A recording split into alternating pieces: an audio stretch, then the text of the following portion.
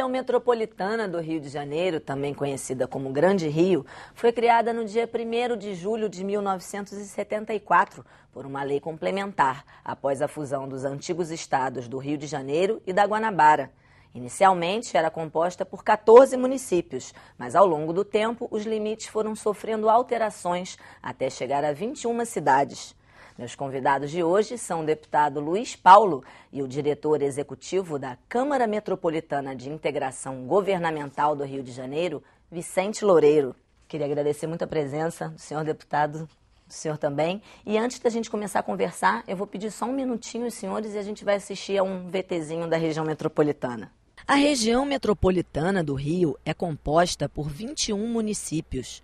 São eles: Belfor Roxo, Cachoeiras de Macacu, Duque de Caxias, Guapimirim, Itaboraí, Itaguaí, Magé, Maricá, Mesquita, Nilópolis, Niterói, Nova Iguaçu, Paracambi, Queimados, Rio Bonito, Rio de Janeiro, Seropédica, São Gonçalo, São João de Meriti e Tanguá. São mais de 12 milhões de habitantes de acordo com o IBGE. É a segunda região metropolitana mais populosa do país, ficando atrás apenas da de São Paulo, com 21 milhões de moradores. Essas cidades concentram grande parte da força econômica do estado e formam um importante polo industrial do Brasil. O setor de óleo e gás trouxe desenvolvimento para muitos municípios da região, como, por exemplo, Itaboraí, com a construção do Comperge. Mas a chegada da crise do petróleo deteriorou a economia e agravou os problemas da área metropolitana do Rio de Janeiro. Deputado, para começar, eu queria falar um pouco sobre essa composição da região metropolitana, né? Como eu falei na abertura, inicialmente ela era composta por 14 municípios, hoje chegamos já a 21. O governo da fusão foi instalado em 15 de março de 1975. O governador nomeado, que vivíamos no período da ditadura, foi o Faria Lima. E ele também criou, né, a Fundrem, Fundação para o Desenvolvimento da Região Metropolitana, exatamente para coordenar e gerir, né, os investimentos, as atividades, o uso do solo nessa região metropolitana, criada em 74, né, antes mesmo da fusão. E ele também criou um fundo contábil da região metropolitana, para que esse fundo contábil financiasse os investimentos que iriam ser feitos na região metropolitana. E nomeou para presidir essa Fundrem, então, um jovem arquiteto chamado Jaime Lerner, que hoje não é tão jovem e adquiriu muita fama, tendo inclusive sido prefeito de Curitiba e governador do estado do Paraná. Bom, mais de 75 para agora, nós tínhamos 64 municípios e hoje, devido às emancipações, temos 92. Só a nossa querida Nova Iguaçu, terra do nosso Vicente Loureiro, ela se subdividiu em Mesquita, Belfor Roxo, Japeri e Queimados. Só daí já saíram mais 3, né? Mais 4? Nova Iguaçu e mais 3. Nova Iguaçu mais 4. Que Nova Iguaçu permaneceu. Itaguaí se desdobrou em Seropédica. Não, só aí tem a criação de 5 novos municípios. Itaboraí gerou Tanguá por emancipação. Magé gerou Guapimirim. Então você veja que houve o crescimento pelas emancipações. E depois foi incluída, por lei específica, Rio Bonito, que faz divisa com Tanguá, e Cachoeira de Macacu, que também faz divisa com Itaboraí. Foram os últimos 2, né, a entrarem. Em compensação, foi retirado Petrópolis e incluído na região serrana, o que eu particularmente acho absolutamente incoerente. Bom, mas por isso, hoje a região metropolitana é muito mais ampla e abrange praticamente 12 milhões de habitantes. A região metropolitana sempre foi considerada a região de aproximadamente 80% de tudo. 80% da população, 80% da economia e, por via de consequência, 80% dos problemas. Vicente, e como que o senhor vê essa escolha? Como é que entra, como é que sai? Como é que é feita essa escolha dos municípios que vão participar da região metropolitana? Lá em 74, como lembrou o deputado Luiz Paulo Correia da Rocha, havia uma legislação, né, que consagrava critérios que o IBGE tinha determinado para instalar regiões metropolitanas no Brasil. Nosso estado foi o último a instalar, porque por conta da fusão levou um pouquinho mais de tempo, mas seguiu aqueles parâmetros que estavam estabelecidos lá quando o governo militar criou as regiões metropolitanas no Brasil. Então eram critérios de pertencimento, se podemos chamar assim. Agora, aqui, nós ficamos com esse território metropolitano, por essas razões históricas aqui já contadas pelo deputado, cumulativamente. Quer dizer, consagramos isso e viemos respeitando, com exceção desses dois últimos municípios que entraram recentemente. Nós temos uma proposta de uma emenda constitucional, porque tem que ser dessa maneira, para que a gente possa assegurar e acompanhar esse projeto de lei daqui para frente, como é que entra e como é que sai, para evitar exatamente essas distorções e alguns equívocos que foram cometidos ao longo desses anos todos.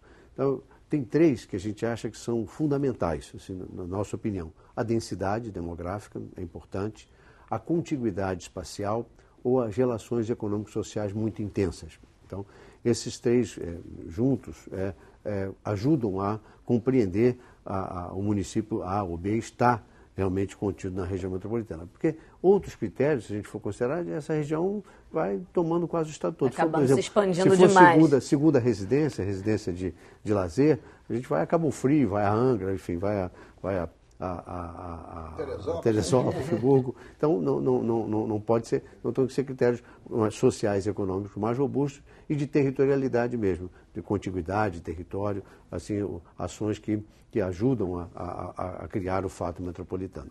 Então, a gente acha importante também, para além de retomar a governança desse território, a gente também estabelecer esses critérios de pertencimento por uma medida adequada, que no caso é uma emenda constitucional. Deputado, e o senhor falou que não concorda com a retirada de Petrópolis, né? E que o senhor luta para que ela seja incluída de novo. Porque Petrópolis era um município também muito maior do que é hoje. Então, a alegação é que Petrópolis tinha um trecho mais agrário, né? Mais de cultivo, e não tinha tantas dessas características por causa desse trecho. Quando houve a emancipação desse trecho, que é hoje o município de São José do Vale do Rio Preto, o Petrópolis ficou muito mais diminuiu urbano, o território ficou muito mais metropolitano e passou a ter uma atividade muito mais forte ligada aos municípios de Duque de Caxias e a própria cidade do Rio de Janeiro. Enquanto São José do Vale do Rio Preto, ali uma ponta linda de Petrópolis chamada Pedro do Rio e Secretário, ficaram mais ligados não só a São José, mas também às atividades de Areal e o polo de Três Rios. Mas a grande porção de terra do município de Petrópolis troca muito economicamente com Caxias e com a cidade do Rio de Janeiro. Então, daí eu ter sempre esta posição. Não faria muito mais sentido que fizesse parte da região metropolitana do que da região serrana? No meu entendimento. Daí ter sido uma das emendas que eu produzi no projeto de lei. Vicente, o senhor é o diretor executivo da Câmara Metropolitana de Integração Governamental do Rio de Janeiro. Eu queria que o senhor falasse um pouquinho para a gente, explicasse como que esse organismo funciona daí na gestão da região metropolitana do Rio de Janeiro. Ela é estadual. Foi criada por decreto, né, assim que o governador Luciano Pezão assumiu em substituição ao governador Cabral. Ele criou por decreto essa Câmara com caráter transitório para ela preparar, né, as medidas necessárias para nós, o Estado, né, podermos nos adequar a essas decisões recentes que tinham acontecido, como a do Supremo Tribunal Federal, também já citada aqui pelo deputado, e logo depois da criação da Câmara, uma aprovação do Estatuto da Metrópole. Então, ela foi criada para ajustar, ajustar a nossa gestão aqui desse território metropolitano a esses novos, um diploma legal e outro, uma resolução do Supremo Tribunal, que também tem um pouco de força de lei, se eu posso me expressar assim. E ela com duas grandes missões, a retomada da governança e do planejamento da região metropolitana, com esse objetivo, mas visando uma transição, porque sabíamos que precisávamos fazer um projeto de lei, aprovar na Câmara por 3/5 dos deputados, né? Não é isso? Não, maioria absoluta. Absoluta. PLC é maioria absoluta. 36 votos. 36 votos de deputados para que a gente possa ter, então, um novo regime de governança e de cooperação dentro da região para os assuntos de interesse comum também a serem consagrados nesse projeto de lei que tramita aqui na Assembleia nesse instante. Então, voltando um pouquinho, deputado, antes um pouco desse projeto de lei que está tramitando nesse momento, em 2008 foi aprovado o plano diretor da região metropolitana, do qual o senhor é autor junto com o atual prefeito de Niterói, Rodrigo Neves. Esse plano diretor é um instrumento de planejamento e gestão dessa área, desses municípios, dessas cidades, né? Então, para a gente entrar no assunto, eu queria começar a falar de alguns tópicos. Então, vamos falar da gestão metropolitana consorciada. Queria que o senhor explicasse como que funciona isso. Nós aprovamos uma lei determinando que o governo do Estado fizesse o plano diretor metropolitano. Nós não aprovamos um plano. Sim, que o governo elabore esse plano diretor. E nesta lei nós definimos parâmetros para confeccionar esse plano diretor metropolitano. E um desses parâmetros foi a gestão compartilhada, que já tem uma previsão legal em lei federal. Isto é, 2 municípios ou mais podem se reunir, né, para gerir determinadas áreas de interesse comum, né, para maximizar os efeitos e minimizar os custos dos investimentos. Como, por exemplo, já existe, e não é objeto dessa lei complementar por causa de decisão do Supremo, existe na Baixada, por exemplo, o CISBAF. O que é esse nome, CISBAF? É um consórcio, C de consórcio, é um consórcio que faz a gestão da saúde na Baixada Fluminense. O que é isso? Gestão compartilhada, né, com autorização de cada um dos municípios que fazem parte, apoiada nessa lei federal. Né? Mas, por decisão do Supremo Tribunal Federal, quando deu a inconstitucionalidade de artigos de uma lei complementar que ficou lá quase 2 décadas, ele definiu que essa gestão compartilhada, objeto de um plano estratégico e diretor, a ser gerida por uma coordenação metropolitana, só poderia ser na área de infraestrutura, de logística. Então, tirou fora saúde, educação, segurança pública, né? E, evidentemente, está dentro o uso do solo, transporte, habitação, saneamento, né?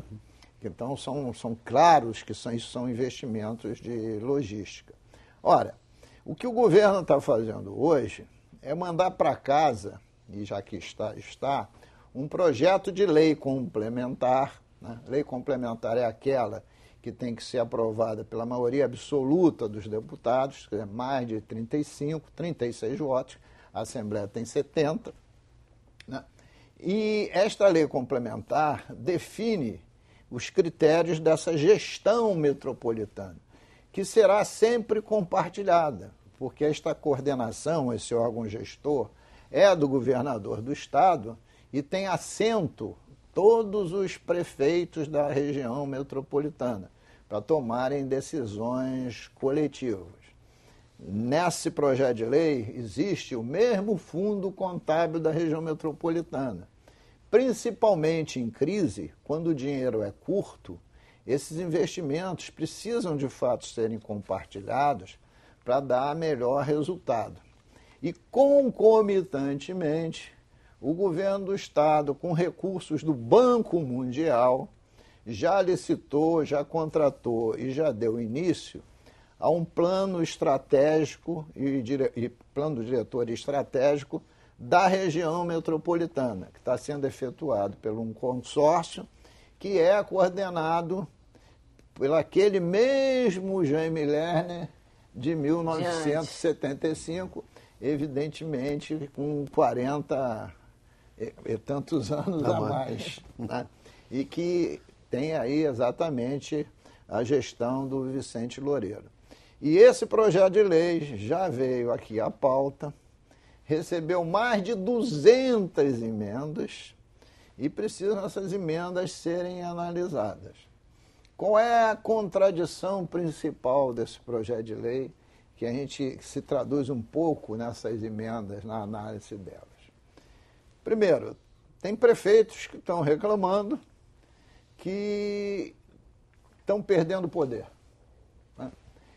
E que tem uma interferência na sua gestão municipal, no seu solo específico, quando, na verdade, seria sempre nas questões compartilhadas. No meu entendimento, não há atropelo na gestão do prefeito, mas isso é uma questão. Deputado, eu vou interromper o senhor um minutinho, que a gente vai para o intervalo e a gente volta no segundo bloco falando disso tudo para todo mundo entender direitinho o que o senhor está dizendo. Depois eu quero que ele faça a defesa. Não, claro, com certeza. Cidade vai para um rápido intervalo. Voltamos em um minutinho. Não saia daí.